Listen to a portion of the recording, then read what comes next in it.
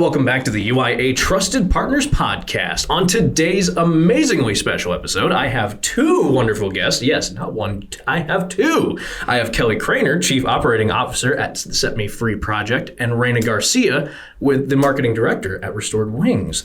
Both of you ladies, how are you doing today? And thank you for being on the show. Great. Thank you for having us. Yeah, doing great. And I wish I had your radio voice. Yeah. It's funny. I have a good radio voice, but I've got the perfect face to go along with it. So it balances out. But thank you. So beginning the show, first off, thank you both for coming in. Both of your foundations are amazing foundations that need more attention and need to be talked about more. Hence why I wanted to get you guys on the show for sure.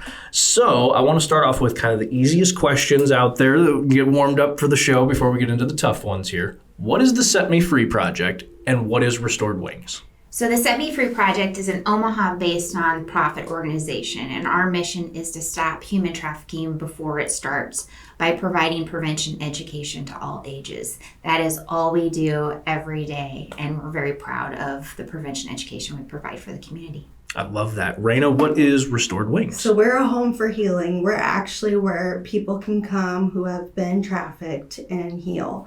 So basically, we empower women and girls who have escaped human trafficking with a secure home, specialized care, and education, strengthening them to thrive in life. I love that. Honestly, I love it. It's a little catchy, but it's also true to the core, you know, and we're going to get into all the details as to why here in just a few moments. But Kelly, let's start with you on this next question that I have, and that is, what got you into this line of work, first of all, and how long have you been with this industry?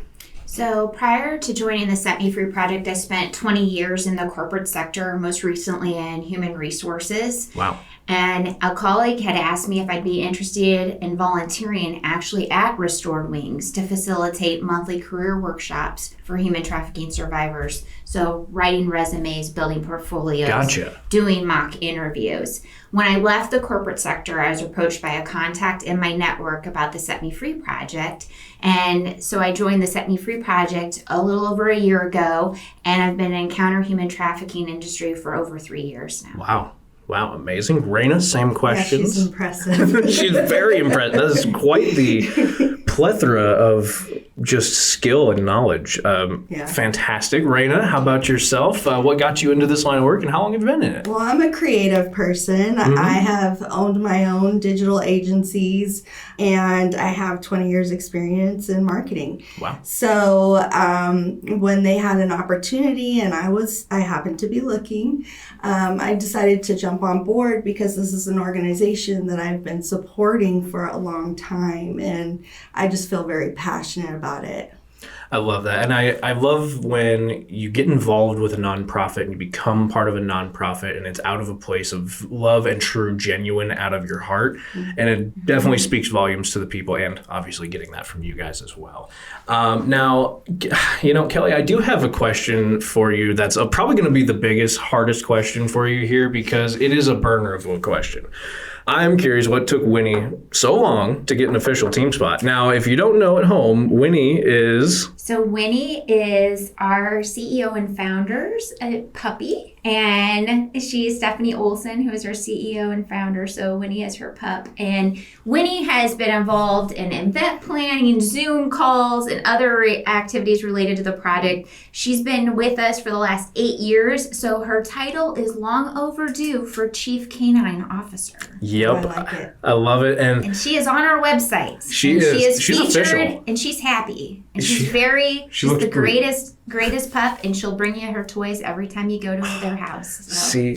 See, now I want to go and at least meet this esteemed colleague of yours. She's definitely part of everything. No, I love that. I thought that was kind of a fun little silly way to kind of get into some of the good spirited nature side of what is unfortunate that these both nonprofits have to exist for unfortunate reasons. Mm-hmm. Now, to kind of dive in a little bit more and kind of start to get into that topic a little bit further, Raina, I'd like to ask you about the blog on your website. I'd love to talk a little bit more about the Nebraska, a high-risk area for human trafficking article that you have on there. We don't have to recap the whole thing. I encourage people to go onto your website and go read it. Recite it. But I'd love to know maybe just a couple of things that stood out, or maybe some impacts that hit you personally on that. Yeah, I've been trying to focus the marketing on Nebraska and why it's important here. Mm-hmm. And I mean, that's why we ended up having a task force built in 2015. Wow. And that's because it is a prominent problem in our area. And one of the main reasons for that is that I-80 cuts right through. Yeah, it cuts right through. I was doing some research, and basically from the task force, the national hotline, data from all of that, we're ranked at about 15 out of the 50 states. So in, what is it? It's incident rates. Gotcha. But yeah, commercial sex trafficking affects nearly every town across the I-80. And I think it's important to note that a lot of people think, well, I can't let my son or daughter go into a truck stop because they might be grabbed and trafficked. That what's happening at those truck stops is not recruiting, but the transaction itself. And so, the likelihood of your son or daughter being snatched up at a truck stop and trafficked across the U.S. is very unlikely. In fact, force is less than 6% of human trafficking cases. So it's really that transaction that's happening at those places. Interesting. So the commonality or the common thought process, we can even probably go as far as say the Hollywoodized thought of, hey, if you leave your kids alone for a second in this gas station, they're gone, is kind of not true. To a degree, it still is to that 6%. There's still, but your safety is always important. Of course. And there could be other suspicious things going on, but the likelihood of someone being trafficked that way is very small. So you're not going to necessarily, because they're not going to want somebody that's not complacent and compliant, and right. they want someone that thinks that they owe them something to do this. So it's a whole different kind of mental game, and it's not just grabbing somebody and taking them from a truck stop. And that's something when we talk about it being a high, you may have heard that we say it's a high risk time during like College World Series or big events that we have in town.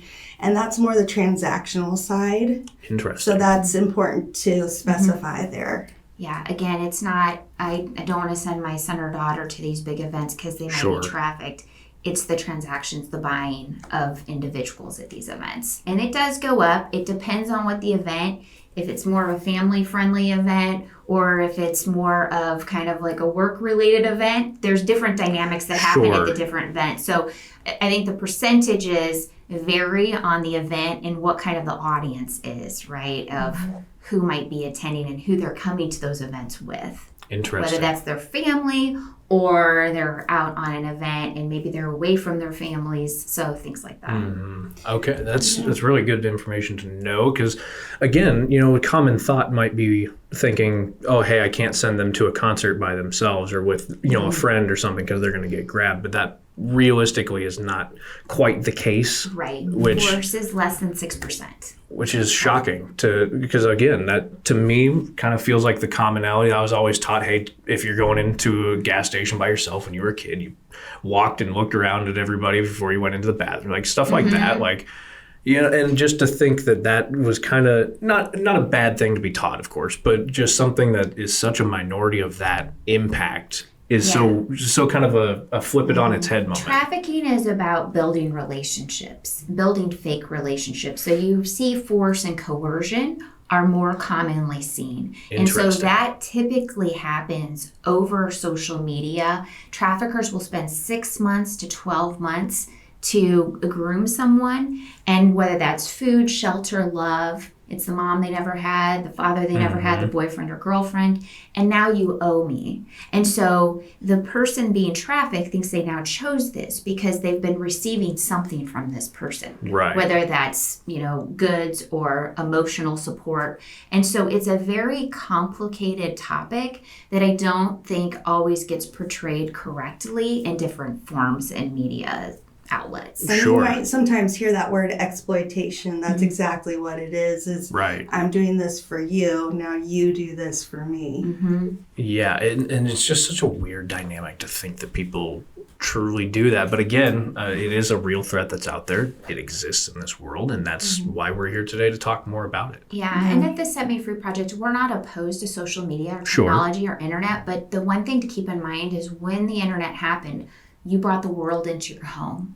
And now those individuals that may not have been able to access your kids, your grandkids, now can access them very easily on any of the social media platforms. And so, or even by your phone, sometimes you get texts from people you don't know. So it's just being very aware of who you're talking to, and if you're not knowing that person and what they're saying, and having real open conversations with your caregivers, your parents, your grandparents, or whomever, of what's going on those technology platforms. I agree completely. And what's inspired me to focus more on Nebraska is, and I think you've experienced this as well, Kelly, is that, when we come face to face with different people and we're trying to bring awareness, they have no idea that this is happening in their neighborhoods and that it could happen here, because it's such a wonderful place, right? We have great people, it's a good town and we support each other. Well, there's that aspect kind of hidden in there as well. Unfortunately, it always feels like every great idea there's the looming threat of how can it go wrong always behind the corner. Unfortunately, I get the point of social media as well. Again, a great idea gone kind of awry.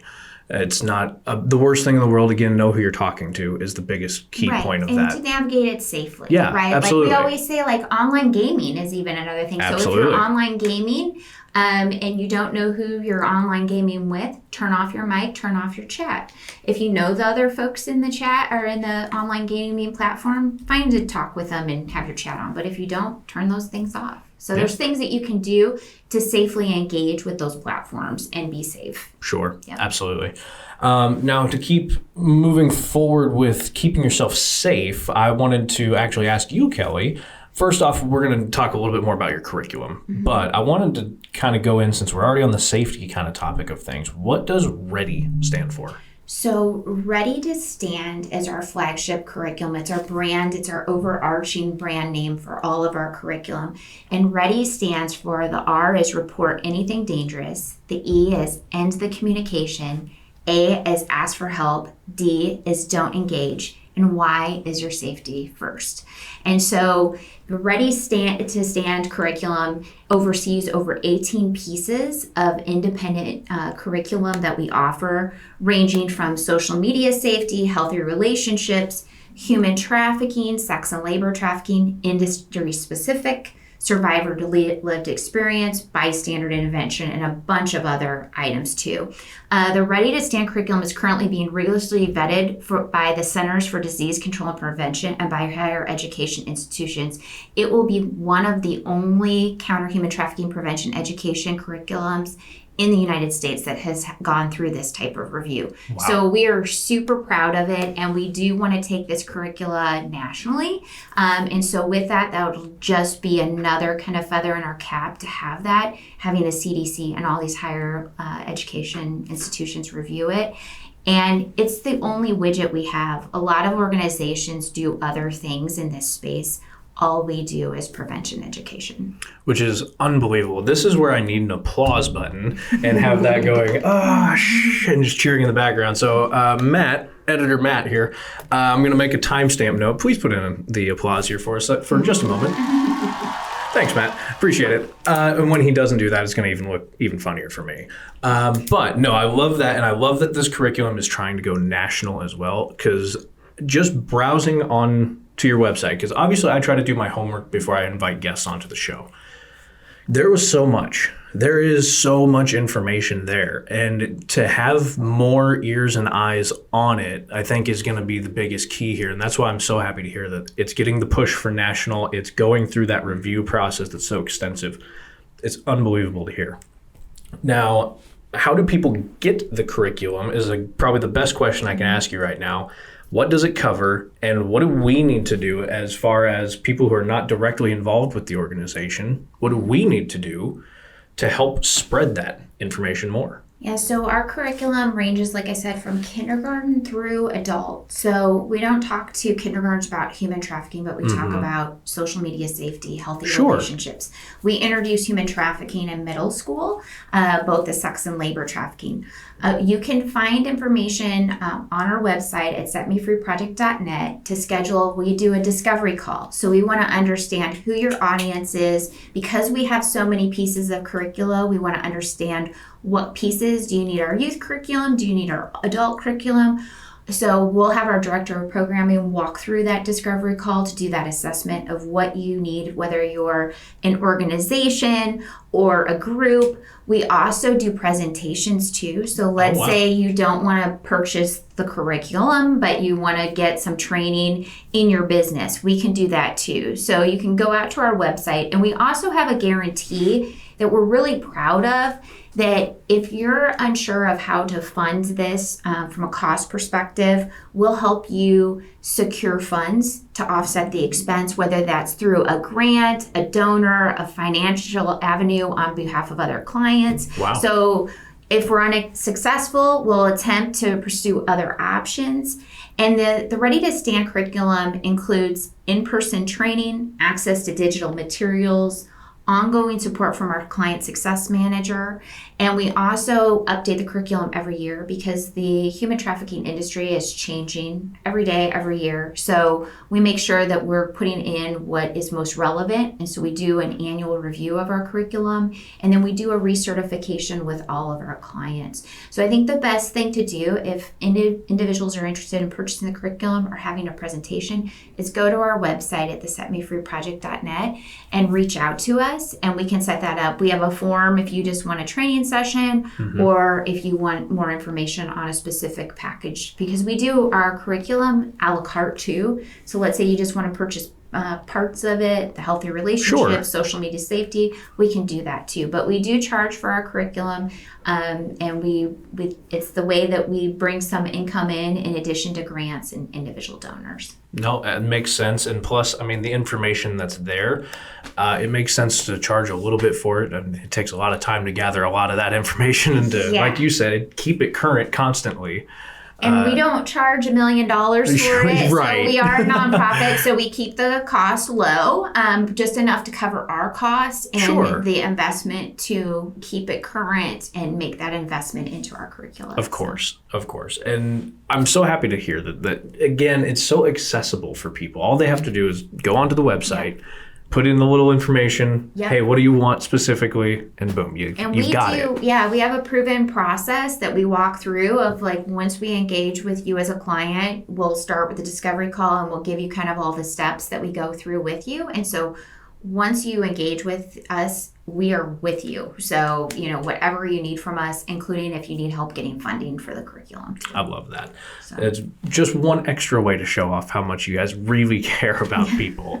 Now, Raina, to jump back over to your side of the table here, on your website, you have what's called key objectives on there. I'd kind of love for you to go into what they are so the listeners at home might be a little more informed. Yeah, so ultimately we hope that the Set Me Free project will stop this from happening. Sure, absolutely. And that we won't be needed in the future. But these women are coming to us with trauma. And so we have developed a program that circles around trauma-informed care. So basically we're creating a safe and supportive environment rooted in this care, and it's holistic, empowering, strength-focused, and reflective approach, and it promotes physical, emotional, spiritual, and cultural safety.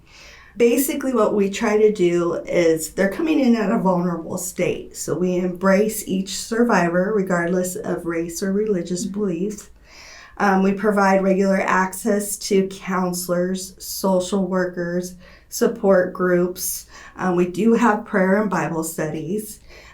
We don't make that mandatory depending on the person. Everybody's individualized. And crisis intervention services.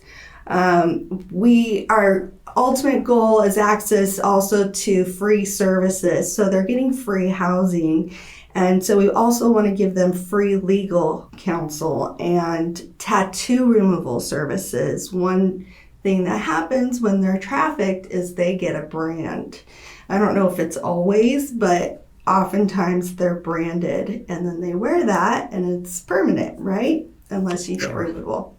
So we work with people who will do removal, or sometimes it might be a cover-up service, depending on the tattoo. Mm-hmm. No, that makes absolute sense, and that's amazing. Of course, being local businesses, getting involved with that is even better. I love hearing about that as somebody who has tattoos on him. I do like to hear that there's some local artists out there doing what they can to help support as well. That's fantastic. That's the main key there, is we're working with community partners to get that care. And, if we have a few different ones, then we don't have to lean on just one. Right, yeah. So if you can support more hands us, make less work. Please contact us. And they run a really safe place. Yeah. They're very protective of the home, where its location Absolutely. is, all of that, because they don't want to have any concerns about traffickers finding them or what have you. And the women feel comfortable probably in the first time in a long time, that they could feel like they could relax and be somewhere that they feel supported. And so I could feel that when I volunteered there, and I could see that of how transformational that program is for the women that go through it. And it's been, I always said I learned so much more walking out of that house than I brought into it, because those women are just amazing, amazing people. So it's very just kind of profound when you go through that experience with a human traffic survivor. So. I couldn't even begin to imagine. And then I recently started officing out of the home, the women's home, a couple days a week, and that really opens my eyes. And I also get some of their shift notes and things like that to really see what's happening, some of the progresses, some of the setbacks. And they're very caring. Our staff, they have individual strengths and gifts that are amazing. So they're there with the girls overnight. So some of them have great, strengths and spiritual gifts. Some of them in life skills. They're with them 24 hours, And so, okay, well, maybe you should focus on this for nutrition. This might help you in this way. Or exercise, or getting ready. They're also being primed for, let's get you a job. Right. Let's teach you how to find a job, or something to get you back into the community. And this might be appropriate to wear at an interview. And so some of those things are just like the basic things we kind of take it for granted, but we have people there teaching and helping them grow. Absolutely. And I think it's so, and to your point there, it's something a lot of us day to day will take for granted. We don't think twice about it. It's an auto step. It's one of those, you're half thinking about it getting dressed in the morning usually. But to somebody who needs pretty much to be almost reintegrated back into life, into society and things like that might not really come all that easy to them. And we do. We see the setbacks. I mean, 1 week they might be doing great, and they're in different phases throughout their living situation there. And when they come in, they're kind of broken down, right? They're in their worst state, and they're kind of rehabilitating. Then they're starting to grow and take more, we have volunteers that are working with them on different skills and kind of getting a little bit more for them. Eventually they're feeling confident and they can start looking for work and things like that. Which is a great process. And it's wonderful that you work with so many so closely as well. Now, one thing I wanted to talk about, you brought me a little bit of reading material. It's a shame that we don't have our cameras up and running yet, but we will. I'll take some pictures, of course, and post these online. We'll all take a picture for social media as well for all this. Yeah. But I love the pamphlet. I wanted to let you get and have a moment to talk about it. So when people run into you, they can ask for one maybe, and you can kind of touch on what all this will cover for somebody. So I put together a donor brochure, and so it does. It's focusing. We're trying to get the awareness out to the people who don't know about us yet, Right. and gain new donors and supporters and volunteers.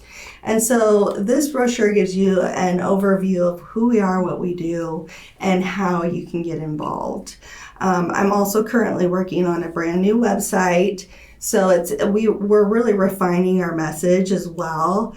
And so that should be up fairly quickly here, probably within the next couple of weeks, I'm hoping. Okay. I will be ready, but some other eyes have to get on there and Of course, and approve but it. big changes coming down the road. Yeah. Yes. Amazing to hear. And I know that's going to make things awesome to help get people involved. There's a couple QR codes on here. So all you have to do is say, hey, grab one of these brochures and get involved with Restored Wings today, as well as the Set Me Free project. And now, Kelly, how do people go about potentially getting involved with the Set Me Free project? Yeah, so we have volunteer opportunities on our website. We have brief descriptions there. We also obviously have a place you can donate. We're always looking for new monthly donors because that does help us with the curriculum and the cost that we have as an organization. So feel free to go to setmefreeproject.net, look at our volunteer opportunities, look at our donate, consider becoming an ongoing donor. We would love to have you. If you have questions, we would love to answer those questions for you. I love it. Now, to stick on to your side of the table here, Kelly, looking into your website, you have something on there called a Human Trafficking Prevention Toolkit. I'd love if you could go into some detail about that, because that was something I knew I could start looking through and kind of get the gist of it, but then I'd kind of have like that half mentality of it of like, oh yeah, I totally know what's going on to that.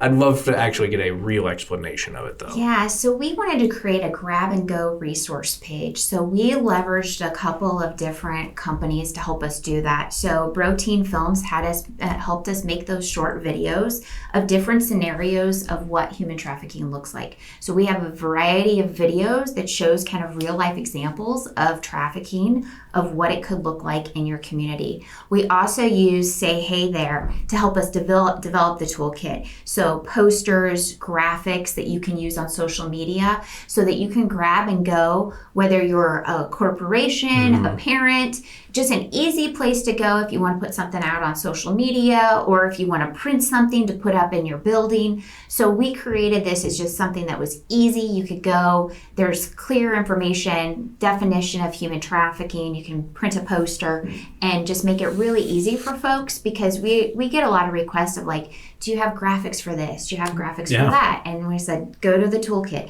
So it's available to anyone, whether you're a parent or caretaker, a business or agency. We have it available for everyone's use in social media. I know we've had a few organizations use it on their social media, the different graphics. So we're excited, and it was a great add to our website for sure. I love it. And to kind of stick on to that topic, or I should say probably one of the topics you just touched on there, was some of the videos about kind of what people might see and how to identify some of that. So I am curious if I or somebody on the street kind of sees something that might resemble something of that nature. We're a little confused. It looks a little suspicious, though.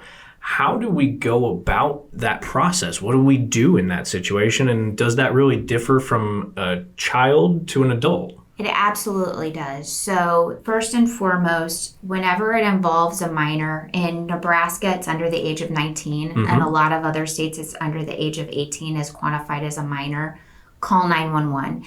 Law enforcement has a lot more ability to take action on a minor than an adult. So if it is an adult, we recommend National Human Trafficking Hotline. That's 888-373-7888, or text HELP to 233-733. That's run by the Polaris Project. So all human trafficking hotline cases go through the national, but Nebraska is one of 35 states that has its own dedicated line. Wow. So why I say don't necessarily call 911 with an adult is because law enforcement can't take much action for an adult because they are an adult. Now, if that adult is in immediate danger, absolutely call 911. But typically in a trafficking case, you can make the situation worse if you call 911 on an adult. So it's best to take down all the information you can and call a hotline. Whereas a minor, always call 911 because they can take immediate action on a minor. Okay, that's definitely good information to know, especially if, again, somebody like myself or just somebody random on the street doesn't necessarily know how to go about that and just calls the cops on an adult. Like you said, I'm potentially making it worse. Right. And it could be they may not want to go. And right. Now they're in this compromised situation, and now their trafficker may be there or may not be there, and it's just made it worse. So just be real cognizant of the situation. And if it's suspicious, whether it's human trafficking or not, call it in. We have a very close relationship with the Omaha Police Department, and they're like, we want any suspicious things because it could be something else, right? Mm-hmm. It may not be trafficking. It could be, but it could be something else. And so they always encourage, just call it in, and especially when it's a minor, because they can come in and take a look at it. Absolutely. So again, don't hesitate if it is a minor out there and you are seeing some suspicious activity on that. Go ahead and call the authorities on that one. And the national human trafficking number is 888-373-7888, or you can text HELP to 233-733. Perfect. And we touched on this a little bit already. Best ways to get involved in your industry is to obviously be volunteering and things of that nature. Go online to each of your respected Restored Wings and Set Me Free project. That's how the easiest way to get involved, or is it best to shoot out an email, give you guys a call? How does that go about? Yeah, for Restored Wings, you can go to our website, which is restoredwings.org. And we do have a volunteer form on there. We do need monetary donations because we are completely ran off of donations and grants. So that is a huge need. We do have a need for some volunteers as well right now, so I thought I'd share that with you guys. Absolutely. Especially we need some lawn care and maintenance. We are having a little bit of a plumbing issue at the house. So things like that are always really great. So if you own a company or work for a company and you think you can provide some services and help us out, please contact us. Yeah, absolutely. Give back to the community that's doing so much already for so many. Now, Kelly, Raina already kind of touched on it. What are some of the bigger needs that you need over at the Set Me Free project? I would say, as I mentioned earlier, we're always looking to increase our monthly donors to assist in funding our mission. Prevention education is very conceptual. As a result, it makes it difficult for folks to see how critical it is. And so I kind of equate it to the medical industries. We all know how important preventive tests and screenings are to avoid any type of illnesses. And it's similar to that when it comes to human trafficking, because only 1% to 2% of human trafficking survivors are recovered and restored. So when you think about the percentage being less than 2%, if we could stop it before it happens, that's ideal, because the challenges that Restored Wings has with the survivors, it's a long game. You know, there's trauma for years and years and years. And it's really sad to have to see someone go through that and experience that. So we really just want to try to stop it and prevent anybody from ever getting into that situation. Absolutely. Now, obviously, today's world is very much different than the ones we all grew up in. That's for sure. But we kind of touched on it a little bit already. What is kind of the toughest thing each of you are getting faced with in the market today? So I would say that the toughest thing is that human trafficking is the second fastest growing industry, with drug trafficking being number one at $150 billion a year. And that stat is 10 years old. So that's not even a current, when you think about $150 billion and it being a 10-year-old stat. So what we think, it's going to take an enormous amount of collaboration between other counter-human trafficking organizations like Restored Wings and many others, as well as law enforcement agencies and other agencies, to even put a dent in that number. And I think that's one of the things that we really strive, is to promote collaboration, because not one counter-human trafficking organization is going to solve this problem. When you think about the magnitude of $150 billion, 10 years ago. 10 years ago. 10 years ago, 10 years 150 ago. out. Yeah, I want people to think about that for a moment and think about how much that would be in today's dollar amount. Just give yourself a moment there. And they don't even have a stat. Yeah. Because it's hard to measure, and so it's going to take a lot of effort between a lot of different agencies and groups to put a dent and to stop it. Right. And it is a supply demand. I know that doesn't always resonate well with folks in this industry and even some survivors. But if you don't have buyers, it's a brutal truth. You don't have human trafficking. Right. There's people buying people. And so if you don't have that piece, that supply and demand, you don't have trafficking. So it's like, what else can we do to kind of put that dent into that? And so I think collaboration is the first part of that equation. Again, more hands, less work. Right. That's usually a phrase that goes beyond time itself, it feels like. But Raina, is it kind of a similar aspect in your field as well, similar thoughts? I would say that, and then awareness, just kind of educating people on what's out there, which is great that we have the Set Me Free project. I'm trying to do that as well on our website, through blogs, and on our social media. We recently had to put up a new Facebook and Instagram page. So I'd like to kind of mention, plug it. Yes, absolutely. If you would follow and like our handle on Facebook and Instagram is at restoredwings.org. And then if you're looking for us on Facebook, the correct Facebook page says Restored Wings, a home for healing. Okay, that's good to know, especially for people wanting to reach out, wanting to follow this page, wanting to get more involved potentially. Great avenues or social medias to help reach out and connect that bridge. So please do go follow them, give everybody a like. Social medias for Set Me Free. Yeah, so it's just the Set Me Free project. We are on all of the platforms. We would love for you to join us on all of them. And absolutely. I'm a big proponent of LinkedIn, but we're on Facebook and Instagram and all of the sorts. So feel free to start following us. We do have a subscriber email too on our website that you'll get our quarterly newsletter and any other updates about our annual fundraiser. So be sure to subscribe for emails from us too on our website. We have that too. So both newsletters get all of the best information and up-to-date information you can about this unfortunately growing problem. However, like we were just talking about, maybe more hands can help alleviate or at least start to put a dent in that problem. Now, we're gonna start to shift gears a little bit. It's been a lot of business, a lot of tough conversation, or at least a tough topic of conversation. We'll put it that way. But we're gonna start to maybe peel that back a little bit, because obviously having an organization like yours with Restored Wings and with the Set Me Free project, whilst important, it's also important to know the people behind them. So we're going to flip the side of the coin, so to speak, and we're going to get to know the people behind them, i.e. the two of you across from me. So I want to start with maybe the easiest but also the hardest question you might get about this is, what is the most rewarding aspect of what you do? I would say that knowing that I'm doing work that's protecting youth and our community and really bettering humanity. I mean, that's why I'm in this work, is how can we make this a better place for everyone and a more humane place for everyone? And for me, that starts there, and just continue to push it through the community. And like Raina said, bring awareness. And for me, I think one thing is seeing people come out and support the volunteers that we have that are teaching different curriculum and things at the home to help them grow.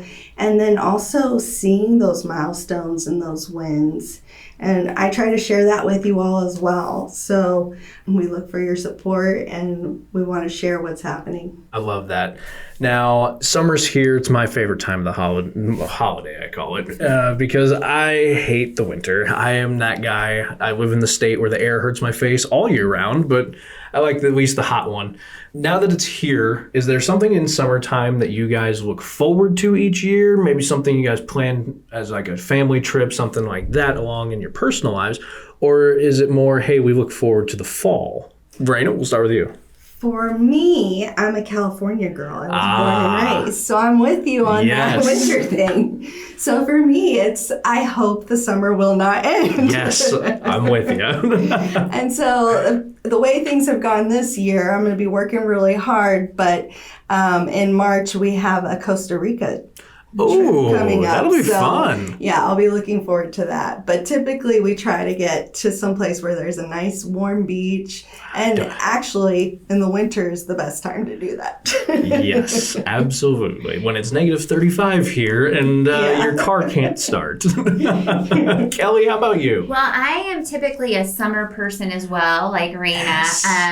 But I do have a cool retreat coming up in the fall in Mystic, Connecticut. So I'm excited about that. And a little trivia, there is an old movie called Mystic Pizza that was a breakthrough role for Julia Roberts that's actually a brick and mortar that we plan to visit. So I'll be going to Mystic Pizza in Mystic, Connecticut. So I usually don't look forward to fall, but I am looking forward to this retreat. That should be fun. Girls, and so that'll be a lot of fun, and I'll get to see where Julia Roberts shot her film, Mystic Pizza. Dylan, do you even know what that movie is? I've never seen the movie Mystic Pizza. Now, don't let me fool you here. My age doesn't reflect my knowledge of useless information. It is a 1988 film for those that don't know when it came out. But yes, I will be getting some T-shirts at Mystic Pizza. All right. Julia Roberts was so cool in that, wasn't she? She was, yes, one of her first roles.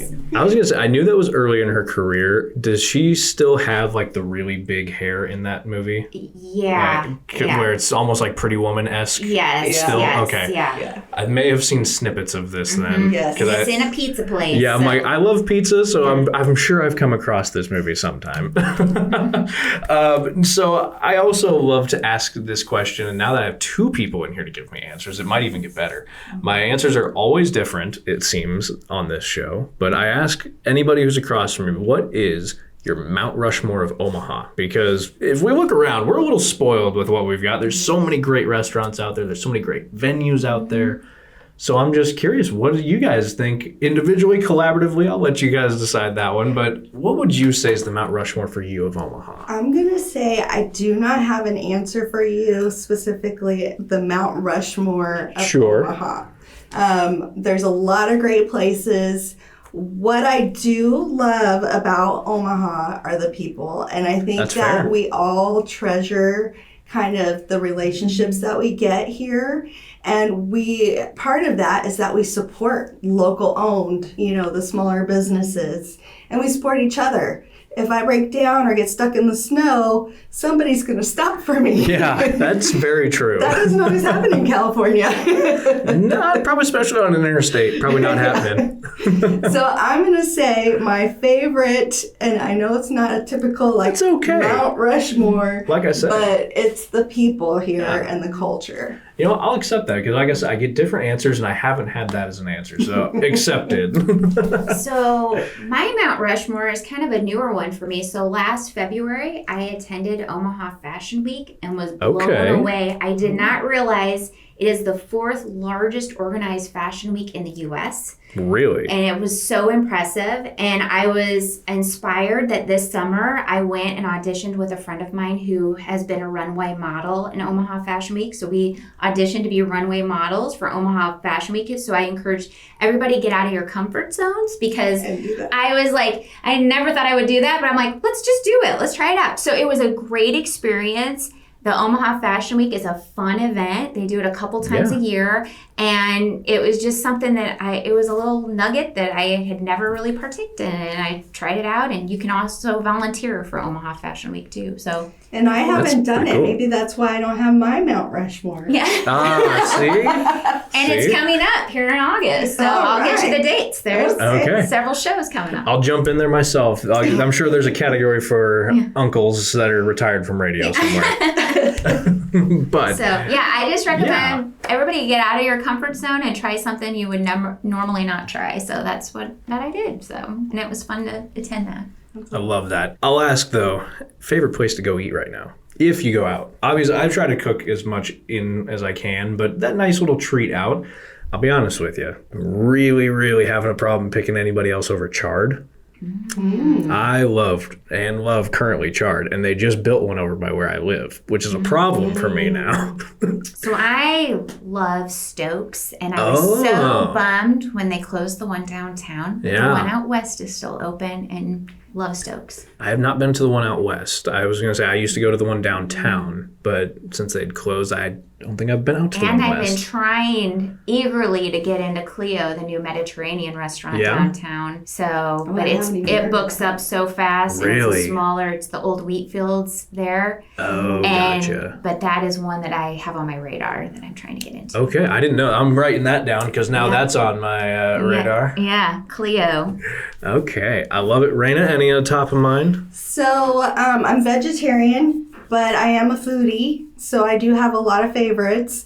There are some decent vegetarian places around here, though. Yeah, so if they do have vegetarian options, I try to get in there and try it out. So right now I'm craving Kanara. They're in Regency, and they're an Indian restaurant, and they create a nice environment. The owner comes out, he'll talk to you. That's lovely. I mean, it's just a very family kind of experience, and they have a great happy hour. So I think that's where I'm going to convince my husband to go for happy hour today. Hey, there you go. Date night. There we go. I love that.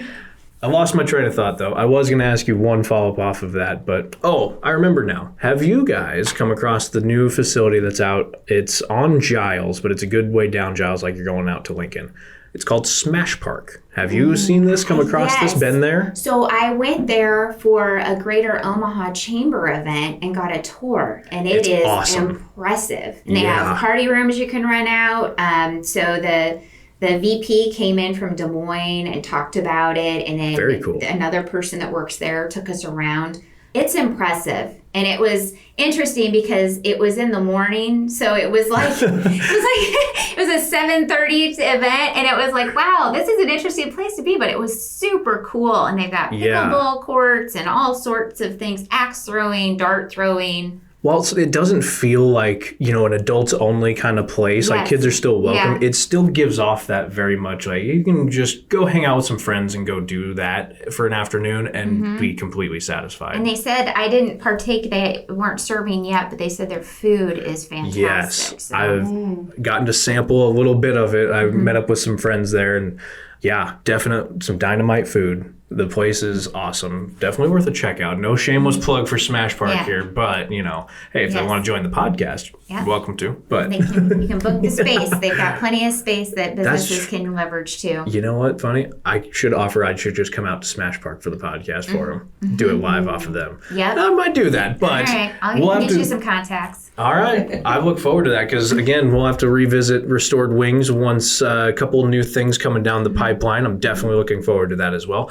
We're also going to definitely visit with Set Me Free Project down the road as well. Any big events or anything like that coming up that you guys would like to talk about before we go? No, I think we're always looking at we did a big event around the College World Series for human trafficking awareness. We did a great event, I might say. Thank you. Very good. So we had Hotel Deco donated their space and lunch, and we invited all of the businesses downtown just to look at what to look for when it comes to human trafficking, how to respond.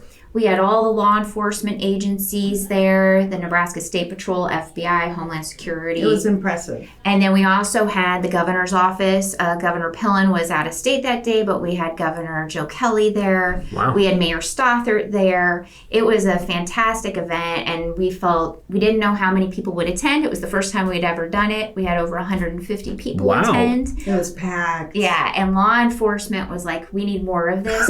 So we hope to do more of that in the future, and we would love to do that because it's definitely a need. Anybody in law enforcement sees that need, and I think one of the things that we find is when new movies come out and people say, what can I do? I want to rescue human trafficking. Sure. That's not a thing. What we recommend, if you want to get into that space to recover survivors, apply to be in law enforcement. Right. So that is what, if you're interested in getting into that type of work, apply to the law enforcement agencies. And that's, law enforcement we're very close with, and that's who should handle these cases. And so We don't want any vigilantes out there. I was just about to say, I'm sure. To do human trafficking work, we want that to be going through law enforcement so they can build cases against the traffickers and potentially the buyers.